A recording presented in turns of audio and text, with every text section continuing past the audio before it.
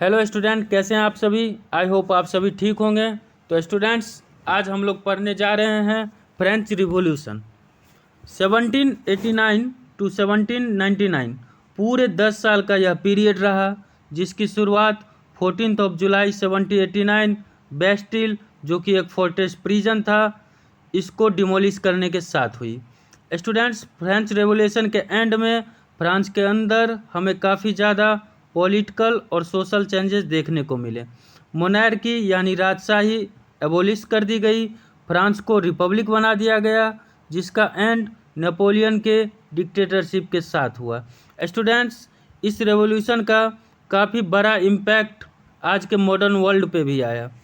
Students, दुनिया के कई सारे देशों में सिटीजन राइट्स की बातें होने लग गई, डेमोक्रेसी के बारे में लोग डिस्कशन करने लग गए। तो स्टूडेंट्स, इस वीडियो में हम लोग आज पढ़ने वाले हैं फ्रेंच रेवोल्यूशन के कॉजेस, साथ ही साथ देखेंगे फ्रेंच रेवोल्यूशन की शुरुआत कैसे हुई, इसका एंड कैसे हुआ, और साथ ही साथ देखेंगे इस रेवोल्यूशन के क्या क्या आउटकम हमें देखने को मिले। तो स्टूडेंट्स, पहले देखते हैं हम इसके कॉजेज। फ्रेंच रेवोल्यूशन के मेनली 4 कॉजेज बताए जाते हैं। First political, second social, third economic and fourth intellectual. तो स्टूडेंट्स, सबसे पहले हम देखेंगे इसके कॉजेज, पॉलिटिकल कॉजेज। स्टूडेंट्स, मैं एक बात बता दूं, यह रेवोल्यूशन लुई 16 के रिजिम में रहा, लेकिन बर्बन डायनेस्टी को समझने के लिए हमें थोड़ा सा फ्लैशबैक में जाना होगा। लुई 14, जो कि 1643 से 1715 तक फ्रांस के मोनार्क रहे, यह एब्सोल्यूट डिस्पोट थे, पूरे के पूरे तानाशाह थे। इन्होंने पावर को सेंट्रलाइज कर रखा था, सारी पावर अपने पास रख रखी थी। फ्रांस के लोग इन्हें बैड एडमिनिस्ट्रेटर के रूप में भी जानते हैं। इसके रिजिम में फ्रांस ने कई ज़्यादा युद्ध देखा, जिसके कारण फ्रांस काफ़ी ज़्यादा डेब्ट्स में आ गया, लोन में आ गया। स्टूडेंट्स, लुईस 14 के बारे में एक बात मैं और बता दूं, लुईस 14 दुनिया में सबसे ज़्यादा दिनों तक रूल करने वाले मोनार्क थे। इस पॉइंट्स को स्टूडेंट्स आप याद रखेंगे। चलते हैं आगे। लुईस 15 इनका टाइम पीरियड रहा 1715 टू 1774। स्टूडेंट्स, लुईस 15 के रिजिम में 7 ईयर वार्स, जो कि इंग्लैंड और फ्रांस के बीच लड़ा गया था, और यह वार लगभग 7 ईयर्स यानी 1756 से 63 तक चला था। इतनी लंबी लड़ाई के बाद फ्रांस काफ़ी ज़्यादा डेब्ट्स में आ गया, साथ ही साथ इंग्लैंड को भी काफ़ी ज़्यादा इसका नुकसान उठाना पड़ा। नतीजा ये हुआ स्टूडेंट्स, फ्रांस ने टैक्स इंक्रीज कर दिए, जिससे फ्रांस के अंदर फ्रेंच रिवॉल्यूशन की शुरुआत होने लग गई थी। साथ ही साथ इंग्लैंड ने भी टैक्स इंक्रीज करे अमेरिकन कॉलोनियों पे, जिसके कारण अमेरिका में अमेरिकन रेवोल्यूशन की शुरुआत हुई। तो स्टूडेंट्स, अब देखते हैं हम लोग लुईस 16 को, जिनके रिजिम में यह पूरा फ्रेंच रेवोल्यूशन हुआ था। लुईस 16 स्टूडेंट 1774 से 1792 तक वहाँ के राजा रहे। लुईस 16 स्टूडेंट्स, जैसा आप पिक्चर में देख पा रहे हैं, यह जब राजा बने तो इन्होंने देखा इनका खजाना बिल्कुल खाली था, क्योंकि पीछे मैं स्टूडेंट्स बता चुका हूँ फ्रांस लगातार वार में था, जिसके कारण उनका खजाना दिनों दिन खाली होता चला गया था। लुईस 16 के बारे में बताया जाता है, इनका इंटेंशन तो अच्छा था, लेकिन कुछ ज़्यादा बड़े सुधार वो फ्रांस में नहीं ला पाए, क्योंकि यह अपने डिसीजन से आसानी से बैक ट्रैक हो जाते थे, डिसीजन लेके वापस हो जाते थे। स्टूडेंट्स, इस पिक्चर में देख रहे होंगे इनकी वाइफ मैरी एंटोनिएट, जो कि ऑस्ट्रिया से थी। इनको राजा के बैड एडवाइज़र के रूप में भी फ्रांस में देखा जाता था। यह राजा को हमेशा बैड एडवाइस दिया करती थी। साथ ही साथ students, American war of independence, जो कि 19 अप्रैल 75 को शुरू हुआ, इस वार में भी फ्रांस शामिल हो गया, जिससे अमेरिका को तो 4 जुलाई 76 को आज़ादी मिल गई, लेकिन फ्रांस को इस वार से कुछ भी गेन नहीं हुआ। साथ ही साथ स्टूडेंट्स वर्साइल के अंदर एक एक्स्ट्रा वैगेंट कोर्ट था जिसको मेंटेन करने में काफ़ी ज़्यादा खर्च हो रहा था। ये भी खजाना खाली होने का एक कारण बताया जाता है स्टूडेंट्स। लुइस और मैरी जो कि ज़्यादा समय वर्साइल पैलेस, आप आगे देख सकते हैं पिक्चर, कितना शानदार नज़ारा वर्साइल पैलेस का। तो लुइस और मैरी उनकी वाइफ ज़्यादा टाइम वर्साइल पैलेस में बिताती थी। नतीजा ये हुआ स्टूडेंट्स, जो राजा और पब्लिक के बीच में गैप आने लग गया। एक बार आचार्य चाणक्य ने भी कहा था, यदि कोई राजा अपनी प्रजा से ज़्यादा दिन तक दूर रहता है तो वो लंबे समय तक रूल नहीं कर पाता। ठीक ऐसा ही कुछ लुइस 16 के भी साथ हुआ। ये ज़्यादा टाइम वर्साइल पैलेस में बिताने लग गए, जिसका नतीजा वहाँ के आम जनता ने इनको नकार दिया। स्टूडेंट्स चलते हैं हम लोग अपने नेक्स्ट कॉजेज़ की तरफ। नेक्स्ट सोशल कॉजेज़ है। एक एडिशनल इन्फॉर्मेशन आप नोट डाउन करेंगे। 1789 से पहले फ्रांस की सोसाइटी को एंशियन रिजिम यानी ओल्ड रिजिम कहा जाता था। तो स्टूडेंट्स पहले हम देखते हैं उसका फ्रांस का सोशल स्ट्रक्चर कैसा था। स्टूडेंट्स फ्रांस की सोसाइटी उस समय 3 स्टेट्स में बटी हुई थी, फर्स्ट स्टेट, सेकंड स्टेट और थर्ड स्टेट। फर्स्ट स्टेट्स के अंदर क्लर्जी आते थे। Clergy group of person involve in church matter. Church के मैटर में जो पर्सन इन्वॉल्व होते थे उनको क्लर्जी में लिया जाता था, यानी वो फर्स्ट स्टेट में आते थे। देन सेकंड स्टेट नोबिलिटी की हुआ करती थी। स्टूडेंट्स उस टाइम पे high rank in state administration, यानी एडमिनिस्ट्रेशन में जो लोग होते थे ऊंचे पद पे, उनको नोवेल्टी कहा जाता था। फ्यूडल, लैंडलॉर्ड, ये सभी आदमी उस टाइम पे नोवेल्टी में आते थे। ये सभी सेकंड स्टेट में आते थे। थर्ड स्टेट्स था students big businessman, common people, merchant, lawyer, peasant, labour, artisan, ये सभी थर्ड स्टेट्स के अंदर आते थे। स्टूडेंट्स फर्स्ट और सेकंड स्टेट्स की पॉपुलेशन तो 10% थी, बट उनके पास लैंडेड 60% लैंड उन्होंने ऑक्यूपाई कर रखा था। थर्ड स्टेट की पॉपुलेशन 90% थी, जबकि उनके पास लैंड 40% होता था। साथ ही साथ स्टूडेंट्स फर्स्ट और सेकंड स्टेट्स को कोई भी टैक्स पे नहीं करना पड़ता था, जबकि थर्ड स्टेट्स वाले सारे के सारे टैक्स का बोझ उठाते थे। स्टूडेंट्स फ्रांस के अंदर उस टाइम पे 2 तरह के टैक्स हुआ करते थे। एक डायरेक्ट टैक्स होता था जिसको टाइल कहा जाता था, जो कि थर्ड स्टेट के द्वारा पे किया जाता था, और दूसरा टाइथ टैक्स होता था जो कि चर्च चार्ज करते थे और उसको पे करते थे पीजेंट। चर्च के द्वारा चार्ज किया गया टैक्स टाइथ, जो कि प्रोडक्शन का लगभग 1/10 हुआ करता था। साथ ही साथ स्टूडेंट्स वहाँ के नोवेल्टी की लाइफ स्टाइल काफ़ी लेविश हुआ करती थी, काफ़ी महंगा लाइफ स्टाइल वो जीते थे। उनके साथ ही साथ अर्बन वर्कर जो थे, जो शहर में लेबर काम कर रहे थे, उनका लिविंग ऑफ स्टैंडर्ड काफ़ी ज़्यादा पुअर था, वो काफ़ी गंदे हालात में रह रहे थे। साथ ही साथ स्टूडेंट्स कुछ मिडिल क्लास जो कि एजुकेटेड थे, वो अभी नए नए क्लास बन रहे थे, मिडिल क्लास पढ़े लिखों की, उनको फ्रांस के अंदर बुर्जुआसी कहा जाता है। इसको ध्यान रखेंगे students, middle class called बुर्जुआसी। Students चलते हैं आगे, देखते हैं इकोनॉमिक कॉजेज। स्टूडेंट्स 1715 फ्रांस की पॉपुलेशन 2.3 करोड़ हुआ करती थी, जो कि इंक्रीज होके 1789 में 2.8 करोड़ हो गई। स्टूडेंट्स पॉपुलेशन एकाएक बढ़ने लग गई थी फ्रांस की। साथ ही साथ फ्रांस कई सारे युद्ध में था, जिसके कारण उनको इंटरेस्ट पेमेंट करना पड़ रहा था। लगभग नेशनल बजट का आधा उनके इंटरेस्ट के रीपेमेंट के रूप में जा रहा था। साथ ही साथ स्टूडेंट्स वहाँ पे हार्श विंटर था, चिलचिलाती ठंड थी, जिससे फसल नुकसान हो रहे थे।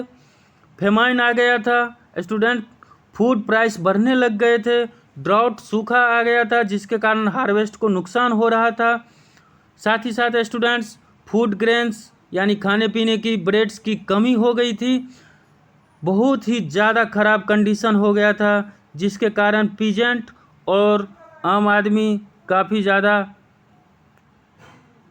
परेशान हो गए थे, काफ़ी एंग्री हो गए थे। स्टूडेंट्स चलते हैं आगे। Intellectual causes. स्टूडेंट्स यह ऐसा दौर था जिसमें लोग नया नया साइंस अपने आयाम को छू रहा था, लोग पढ़ना लिखना शुरू कर चुके थे, मिडिल क्लास उभर के आ रहा था आगे। इस रिजिम को एज ऑफ इनलाइटमेंट भी कहा जाता था, जिसमें साइंस और फिलॉसफी का डेवलपमेंट हो रहा था, मिडिल क्लास आगे बढ़ रहा था। फ्रांस के कुछ फिलोसफर ने बुक लिखी थी, इनकी बुक जो कि काफ़ी पॉपुलर हुआ था फ्रांस में, और उन्होंने इनकी बुक के थ्रू ही इन्होंने डेमोक्रेसी की नींव रखी थी। तो आइए स्टूडेंट्स जानते हैं कुछ फिलोसफर के बारे में। जॉन लॉकी एक फिलोसफर थे। इन्होंने बुक लिखा था टू ट्रीटी ऑफ गवर्नमेंट, जिसमें इन्होंने मोनार्क को क्रिटिसाइज किया था। इनका मानना था जो मोनार्क गॉड गिफ्टेड नहीं हो सकते हैं, भगवान के द्वारा नहीं बनाए जाते हैं, तो काफ़ी ज़्यादा क्रिटिसाइज इन्होंने मोनार्क को किया था। Second philosopher gene Jacques Rossi, जिन्होंने एक बुक लिखी थी सोशल कॉन्ट्रैक्ट। इन्होंने प्रपोज किया जो ऐसी गवर्नमेंट देश में होनी चाहिए जिसमें पब्लिक और उनके रिप्रेजेंटेटिव के बीच एक कॉन्टैक्ट बन सके, जैसे कि आज के डेमोक्रेसी में देखा जाता है। थर्ड फिलोसफर स्टूडेंट्स थे मोंटेस्क्यू। इन्होंने बुक लिखी थी द स्पिरिट ऑफ लॉ। इन्होंने प्रपोज किया था पावर डिवीज़न को गवर्नमेंट ऑर्गन के बीच में, लाइक लेजिस्लेटिव, एग्जीक्यूटिव और जुडिशरी। स्टूडेंट्स ज़्यादा डेमोक्रेटिक कंट्री इसी डिवीज़न ऑफ पावर को एक्सेप्ट किए हैं, खास करके हमारे इंडिया में भी यही चल रहा है। हमारे गवर्नमेंट के जो 3 ऑर्गन बताए जाते हैं, इनके बीच डिवीज़न ऑफ पावर है, लेजिस्लेटिव के बीच, एग्जीक्यूटिव के बीच और जुडिशरी के बीच। स्टूडेंट्स नेक्स्ट फिलोसफर थे वोल्टेयर। इन्होंने बुक लिखी थी freedom of speech and expression. इसके साथ ही स्टूडेंट्स जब इतने सारे बुक्स आ गए तो इंटेलेक्चुअल क्लास किंग से क्वेश्चन करने लगे जो आपको यह मैंडेट किससे मिला है जो आप यहाँ पे रूल कर रहे हैं। कैथोलिक चर्च से भी ये क्वेश्चन किया जाने लगा। और साथ ही साथ स्टूडेंट्स ये सारे आइडिया न्यूज़पेपर के थ्रू, बुक्स के थ्रू और कुछ सैलून डिस्कशन, सैलून यानी एक हॉल हुआ करता था जिसमें कई सारे लोग बैठ के डिस्कशन किया करते थे, तो ये सारे आइडिया न्यूज़पेपर, बुक्स और सैलून के थ्रू पूरे फ्रांस में स्प्रेड होने लग गई, फैलने लग गई थी। स्टूडेंट्स चलते हैं आगे। ये मेन कॉजेज़ के बाद हम लोग आगे टाइमलाइन के थ्रू पढ़ने वाले हैं इस चैप्टर को। तो स्टूडेंट्स जैसा कि हमारी टाइमलाइन में आप देख सकते हैं 1789 में स्टेट जनरल बना, 1789 टू 91 नेशनल असेंबली बना, 91 से 92 तक लेजिस्लेटिव असेंबली चलनी।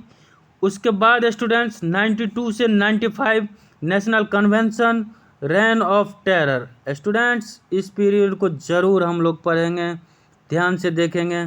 92-95 नेशनल कन्वेंशन आया। इसी में 1 साल का यह रिजिम जो कि रॉबेस्पियर का था, इसके टाइम को रेन ऑफ टेरर के नाम से जाना जाता है। स्टूडेंट्स उसके बाद डायरेक्टरी रूल आया। देन 1799 में कॉप डिटेक्ट किया गया नेपोलियन के द्वारा, यानी फ्रांस का तख्ता पलट कर दिया गया। इस पिक्चर में आप देख रहे होंगे स्टूडेंट्स, ये है नेपोलियन बोनापार्टे जिन्होंने 1799 में कॉप डिटेक्ट कर दिया। तो स्टूडेंट्स शुरू कर रहे हैं अपना टाइमलाइन, पढ़ते हैं सबसे पहले state general 1789। Students state general एक पार्लियामेंट हुआ करता था जिनमें तीनों स्टेट, फर्स्ट, सेकंड और थर्ड स्टेट्स, तीनों के रिप्रेजेंटेटिव बैठते थे। स्टेट जनरल की स्टूडेंट्स पहली मीटिंग 175 साल में हुई थी, जिसका एजेंडा था फाइनेंशियल क्राइसिस को मैनेज करना, टैक्स बढ़ाना। स्टूडेंट्स, इस मीटिंग के अंदर तीनों स्टेट से डेलीगेट्स आए थे। 300 डेलीगेट्स फर्स्ट स्टेट से थे, 300 सेकंड स्टेट से और 600 थर्ड स्टेट से डेलीगेट्स आए थे। स्टूडेंट्स, इससे पहले फ्रांस की स्टेट जनरल की मीटिंग की वोटिंग जो हुआ करती थी वो स्टेट वाइज हुआ करती थी, यानी हर स्टेट को एक एक वोट देना था। फर्स्ट स्टेट के लिए एक वोट काउंट किया जाता था, सेकंड स्टेट के लिए एक वोट काउंट किया जाता था और थर्ड स्टेट के लिए भी एक ही वोट काउंट किया जाता था। तो जैसा कि आप देख सकते हैं, टैक्स में एग्जाम ये फर्स्ट और सेकंड स्टेट टैक्स से एग्जाम्प्टेड थे, तो वो हमेशा राजा की तरफदारी में लगा रहा करते थे, जिसके कारण जब वोटिंग का टाइम आता था तो 2-1 से हमेशा वो लोग फर्स्ट और सेकंड स्टेट वाले जीत जाया करते थे और अपने हिसाब से कोई भी बिल पास करवा लिया करते थे। तो स्टूडेंट्स, यह थर्ड स्टेट को यह पसंद नहीं था और इन्होंने स्टेट जनरल के मीटिंग में बाइकआउट किया इसको और उन्होंने राजा को डेडलॉक दिया वोटिंग राइट्स के बारे में। थर्ड स्टेट्स वालों का मानना था जो वोटिंग राइट्स इंडिविजुअली होना चाहिए, एक इंडिविजुअल का एक वोट काउंट किया जाना चाहिए, ना कि यह स्टेट वाइज होना चाहिए। लेकिन स्टूडेंट्स, किंग ने इनके वोटिंग राइट को रिफ्यूज़ कर दिया। थर्ड स्टेट वाले जो वोटिंग राइट्स के रूल बता रहे थे इनको रिफ्यूज़ किया। नतीजा ये हुआ स्टूडेंट्स, थर्ड स्टेट वाले बाहर निकल गए और अपने आप को नेशनल असेंबली डिक्लेयर कर दिया। नतीजा ये हुआ students, king Louis national assembly के हॉल को बंद कर दिए। फिर स्टूडेंट्स, ये थर्ड स्टेट्स बाहर आ गए। टेनिस कोर्ट ओथ लिया इन्होंने, एक शपथ लिया जिसमें इन्होंने कसम खाई कि यह नेशनल असेंबली तब तक चलता रहेगा जब तक कि कोई कॉन्स्टिट्यूशन बन नहीं जाता। स्टूडेंट्स, चलते हैं आगे।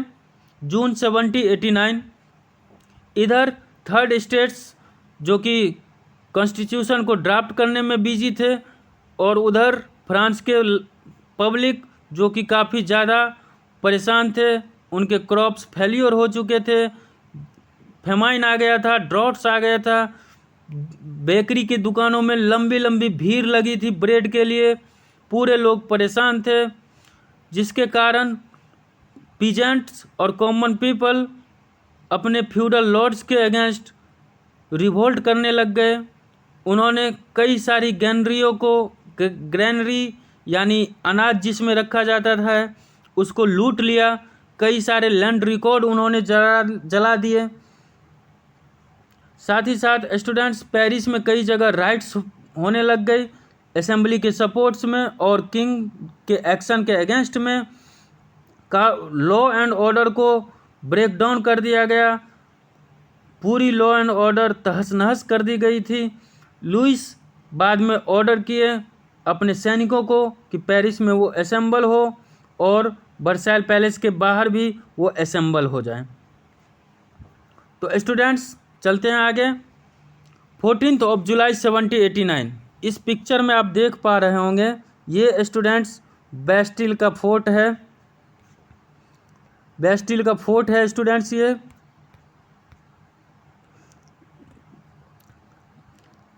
फोर्ट्स, इसमें स्टूडेंट्स बताया जाता है जो मोनार्क जो थे वो स्पेशल प्रिजनर को यहाँ पे रखा करते थे, यानी जो क्रांतिकारी टाइप हुआ करते थे उनको इस प्रिजन में रखा जाता था।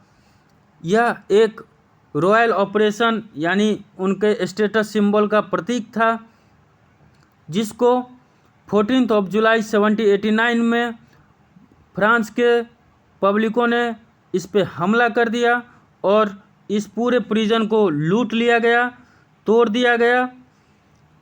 साथ ही साथ इसके अंदर से बहुत सारे हथियार लूटे गए और कुछ क्रांतिकारियों को उन्होंने इस प्रिजन से आज़ाद करवा दिया।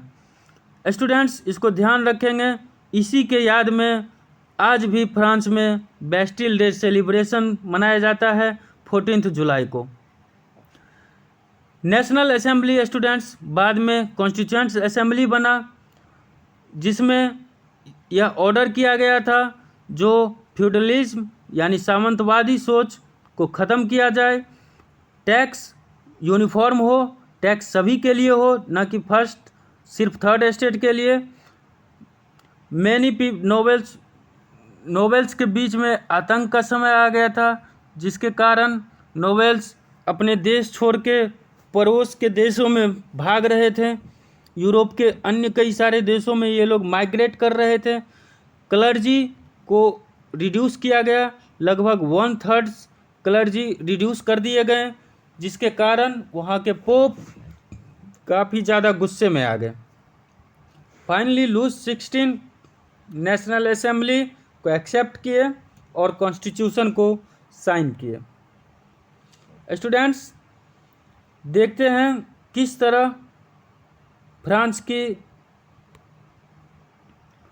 फ्रांस में मोनार्की से कॉन्स्टिट्यूशनल मोनार्की का सफ़र तय किया।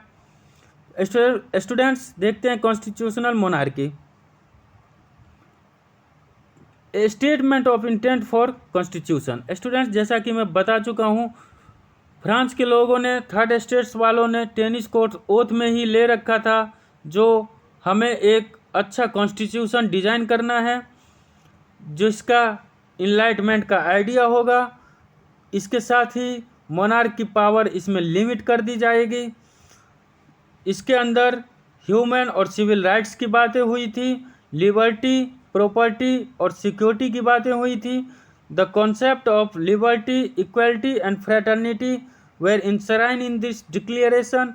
इस डिक्लेरेशन के अंदर लिबर्टी यानी आज़ादी, इक्वलिटी यानी समानता और फ्रेटर्निटी यानी भाईचारा, इसको इस कंसेप्ट में रखा गया था।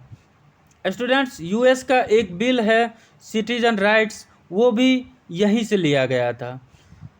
और स्टूडेंट्स, इन लोगों का मानना था जो man are born and remain free and equal in rights. Students, women और स्लेव्स के लिए कुछ ज़्यादा राइट्स इसमें नहीं दिए गए थे। वोटिंग राइट्स सिर्फ और सिर्फ एक्टिव सिटीजन को दिया गया था। एक्टिव सिटीजन वो होते थे जिनका एज 25 ईयर्स हो, मेल हो और वो टैक्स पे करते हो एटलीस्ट अपने 3 डेज जो कि उनकी अर्निंग होती थी, उनके 3 डेज का लेबर यदि वो गवर्नमेंट को पे करते थे तो वो टैक्स पेयर में काउंट किए जाते थे। तो students, active citizen mens more than 25 years कहे जाते थे। इसके साथ ही स्टूडेंट्स, पैसिव सिटीजन जिनको कोई भी वोटिंग राइट्स नहीं था, उसके अंदर वोमेन और चिल्ड्रंस जो कि 25 साल के नीचे थे वो आते थे। स्टूडेंट्स, चलते हैं आगे।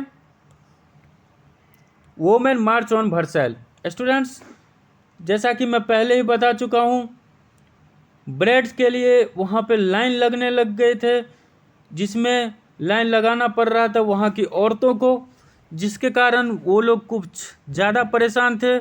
इधर कॉन्स्टिट्यूशन के अंदर भी उन्हें कुछ ज़्यादा राइट्स नहीं दिया गया था, जिसके कारण वहाँ पे वोमेन भी रिवोल्ट करने लग गए।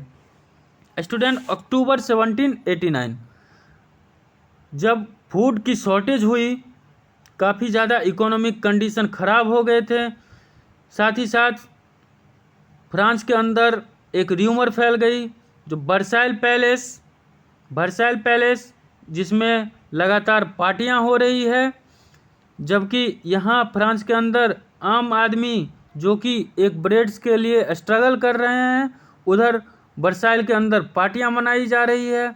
नतीजा स्टूडेंट्स ये हुआ, अप्रोक्सीमेट 7,000 वोमेन एक जगह इकट्ठा हुए और वो पैलेस की तरफ मार्च कर गए। साथ ही साथ उन्होंने रॉयल फैमिली को बताया जो आप यहाँ से निकल के पेरिस की तरफ चलें। 1790 में स्टूडेंट्स, फ्रांस के अंदर पॉलिटिकल पार्टियाँ या ग्रुप बनने लग गई थी, कई सारे पॉलिटिकल पार्टियों का फॉर्मेशन होने लग गया था, कॉन्स्टिट्यूशन लिखा जाने लग गया था, बहुत सारे क्लब अपने अपने थॉट्स के साथ फॉर्म हुए, जैसे जैकोबिन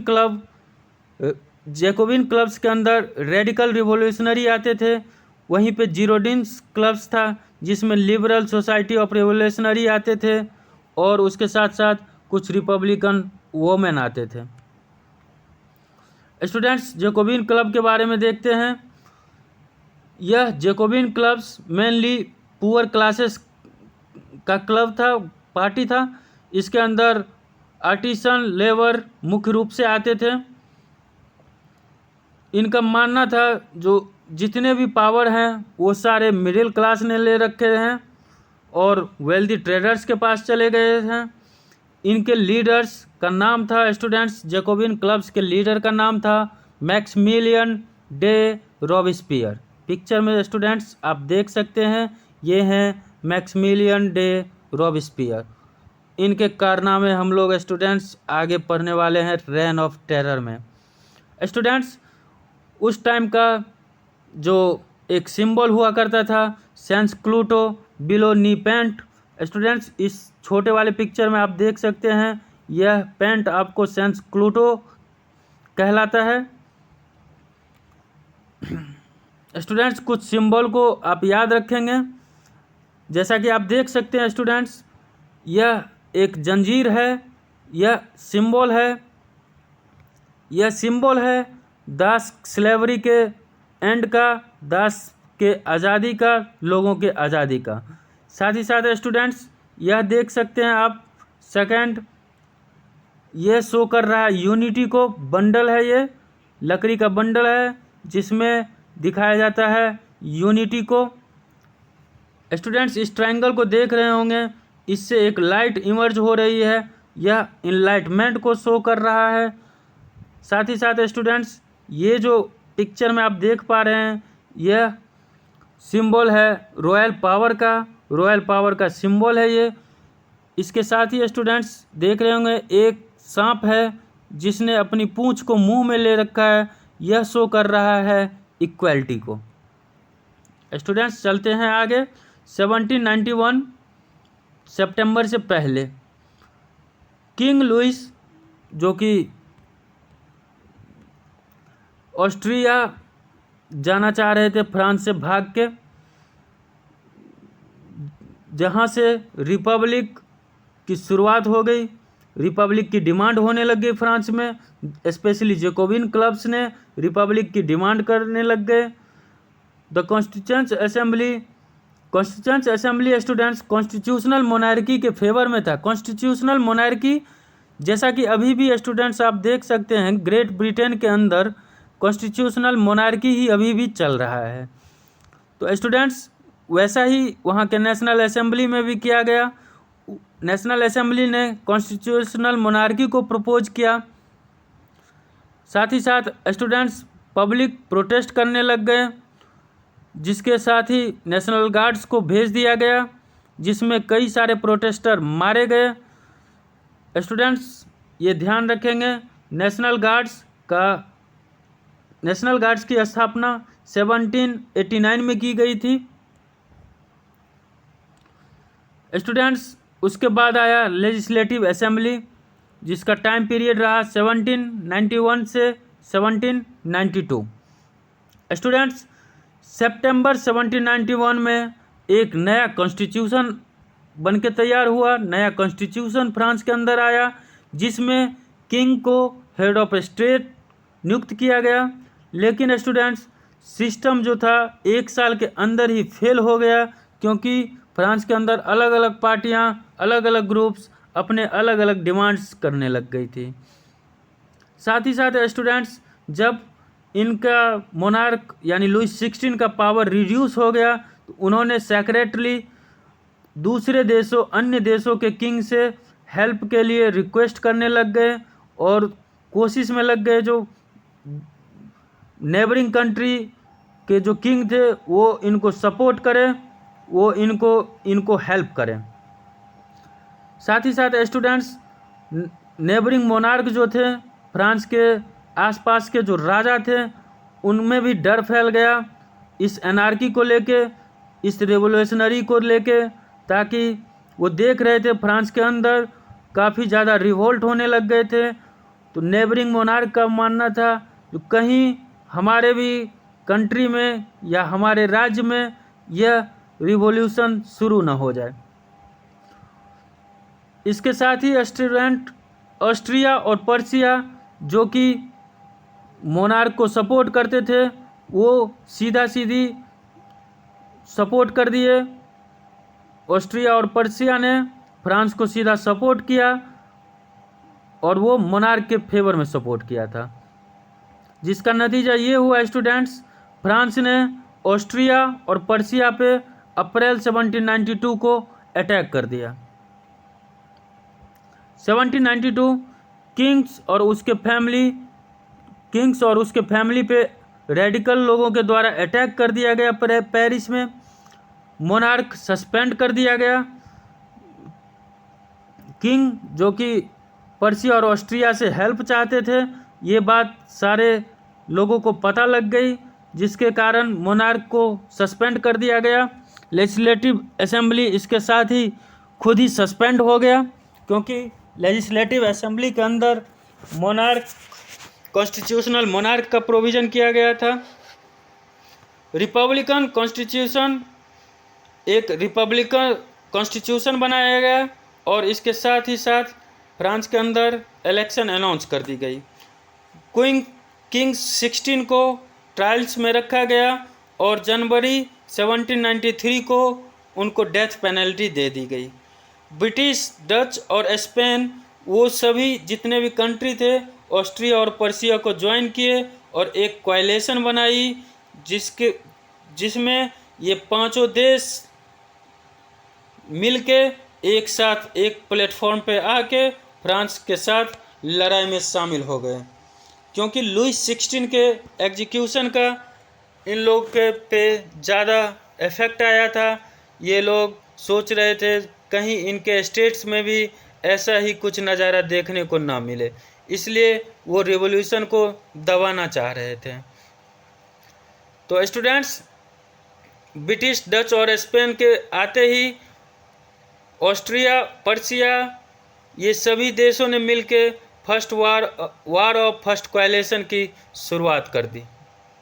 इधर स्टूडेंट्स, जब फर्स्ट वार ऑफ कोएलिशन की शुरुआत हुई, फ्रांस में भी नेशनलिज्म की भावना फैलने लग गई, जगह जगह पे लोग इकट्ठा होने लग गए, नेशनल एंथम कंपोज कर दिया गया।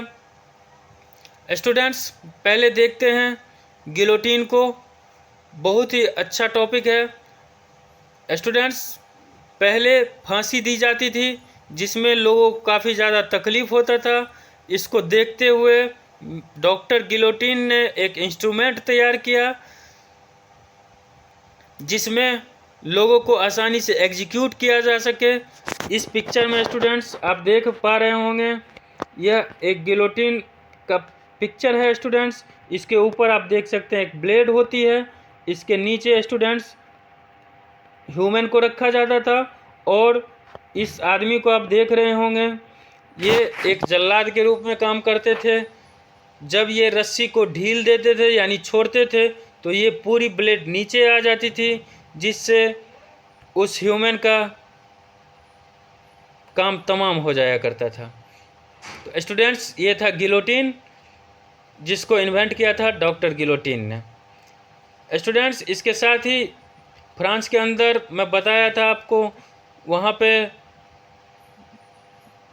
नेशनलिज्म की भावना फैलने लग गई थी, लोग इकट्ठा हो रहे थे, राष्ट्र के लिए समर्पित हो रहे थे।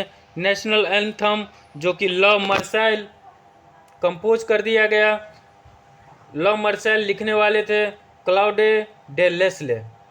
स्टूडेंट्स, रिवोल्यूशनरी इस एंथम को गाते थे जब वो ऑस्ट्रिया और दूसरे इन्वेडर के साथ लड़ाई में जाते थे। साथ ही साथ स्टूडेंट्स, यह सोल्जर के द्वारा भी गाया जाने लगा। जब वो मार्शल सिटी से मार्चिंग कर रहे थे तो यह सोल्जर के द्वारा भी गाया जाने लगा। ला मर्साइल स्टूडेंट्स फ्रांस का अभी भी नेशनल एंथम है। चलते हैं आगे students, constitutional monarchy to republic national convention. Students, 1792 से अक्टूबर 1795 तक यह नेशनल कन्वेंशन चला था। यह लगभग में थर्ड गवर्नमेंट फॉर्म हुई थी। जैसा कि मैं पहले बता चुका हूँ, स्टेट जनरल आया था, फिर नेशनल असेंबली बनी थी, उसके बाद लेजिस्लेटिव असेंबली बनी, देन नेशनल कन्वेंशन आया स्टूडेंट्स। इसके अंदर वोटिंग राइट्स में कुछ चेंजिंग किए गए। इसमें स्टूडेंट्स 21 प्लस मेल सभी को वोटिंग राइट्स दे दिए गए। मोनार्की इसमें पूरी तरह से ख़त्म कर दी गई, ट्रू रिपब्लिक ले आया गया। एक छोटी सी group committee of public safety create की गई, जो ज़्यादा से ज़्यादा डिसीजन लेते थे पब्लिक सेफ्टी को लेके। इसमें ज़्यादातर मेंबर जैकोबिन क्लब्स से थे। स्टूडेंट्स चलते हैं आगे, पढ़ते हैं reign of terror. Student 1793 to 1794, एक साल का यह पीरियड फ्रांस के लोगों के लिए बहुत ही कठिन समय रहा था स्टूडेंट्स, क्योंकि इसी में मैक्सिमिलियन डी रॉबेस्पियर आया था। स्टूडेंट्स इनके विचारों से जो भी आदमी फ्रांस के अंदर सहमत नहीं होते थे, उसको मैक्सिमिलियन रॉबेस्पियर सीधा गिलोटिन कर दिया करते थे। बताया जाता है स्टूडेंट्स लगभग अप्रोक्सीमेट 16,000 दुश्मन जिसको मैक्सिमिलियन रॉबेस्पियर के द्वारा गिलोटिन कर दिया गया।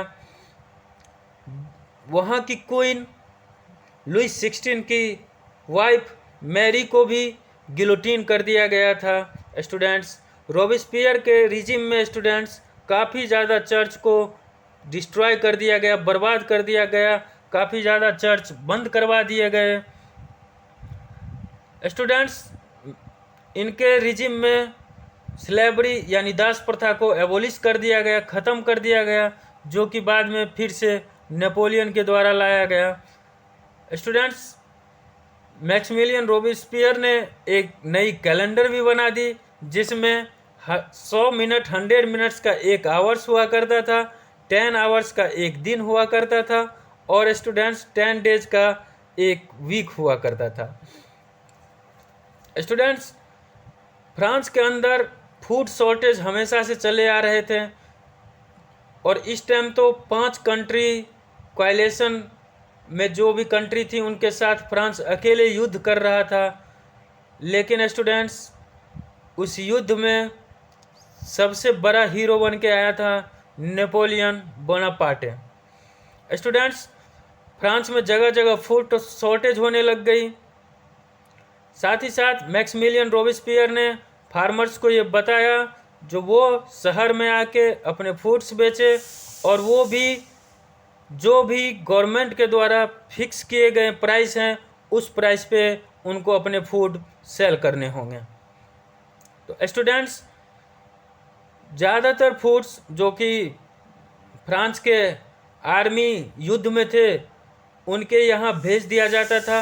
रूरल एरिया से फूड्स मंगा के अर्बन एरिया को सप्लाई कर दिया जाता था, जिसके कारण रूरल एरिया के लोग परेशान हो गए थे, और वो लोग जैकोबिन क्लब से भी परेशान हो गए थे।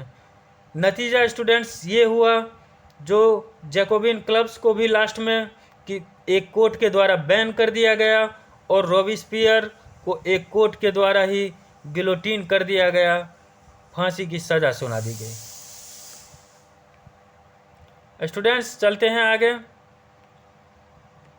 फिर स्टूडेंट्स आया directory rule. Directory rule student 1795 से 99 तक चला।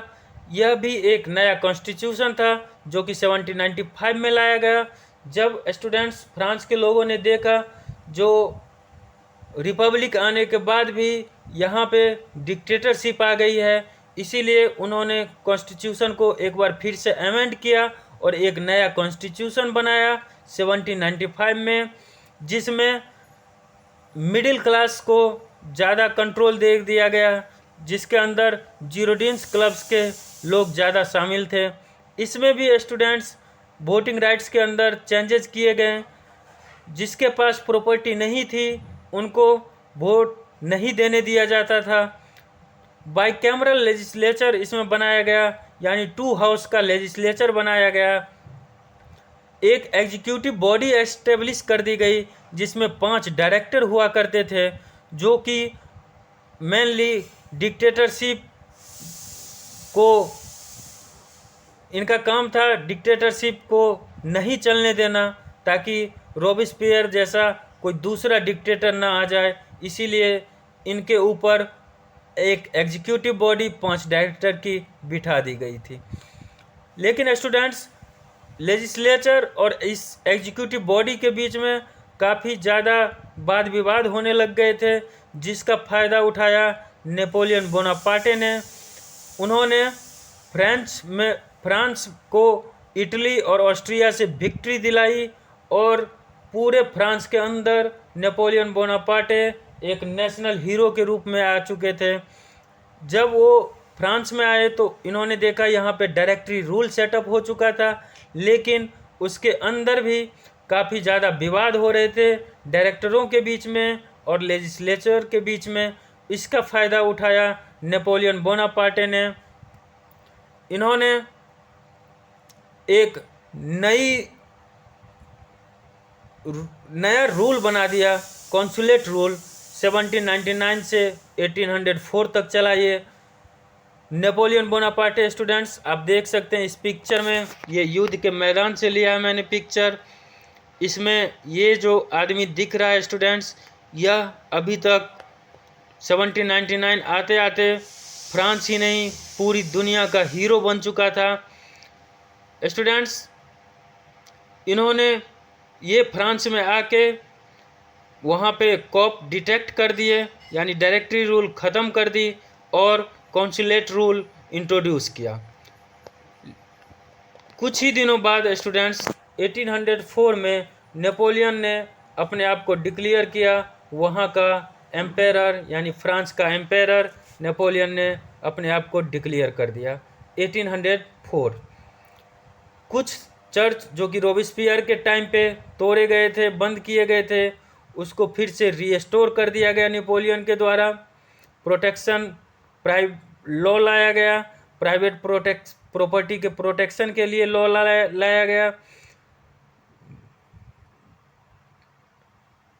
नेपोलियन बोनापार्टे बहुत सारे नेबरिंग कंट्री को जीत चुके थे, लेकिन स्टूडेंट्स इन्होंने क्या किया, जितने भी नेबरिंग कंट्री को इन्होंने जीता था उन सभी कंट्रियों के ऊपर अपने रिश्तेदार को बिठा दिया ताकि इनको रूल करने में आसानी हो सके।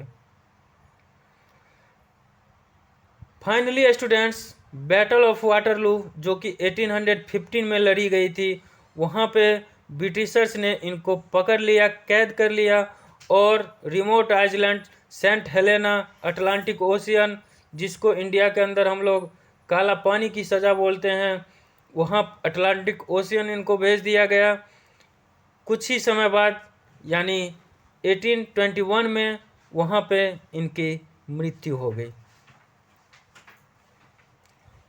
अब स्टूडेंट्स देखते हैं हम लोग रेवोल्यूशन से कितना चेंजिंग फ्रांस के अंदर आया। स्टूडेंट्स, जैसा कि आप पढ़ चुके हैं, मोनार्की से यह रेवोल्यूशन की शुरुआत हुई थी और इसका एंड हुआ नेपोलियन के मिलिट्री डिक्टेटरशिप के साथ। चर्च जो कि बाद में नेपोलियन के द्वारा रीस्टोर कर दिया गया, नोबेलिटी जो कि भाग गए थे फ्रांस से, वो धीरे धीरे फ्रांस वापस आने लग गए। साथ ही साथ स्टूडेंट्स 1815 आते आते बर्बन मोनार्की को भी रीस्टोर कर दिया गया। औरतों और स्लैब्स की हालत कुछ ज़्यादा नहीं बदली, फार्मर और वर्क कंडीशन वो भी ज़्यादा चेंज नहीं हुए। स्टूडेंट्स, देखते हैं इसके legacy. Students, after revolution, French revolution के बाद मोनार्की, कॉन्स्टिट्यूशनल मोनार्की लाई गई, जिसमें किंग के पावर को लिमिटेड कर दिया गया। फ्यूडल सिस्टम फ्रांस से ख़त्म कर दी गई। चर्च की पावर बहुत ज़्यादा कम कर दी गई।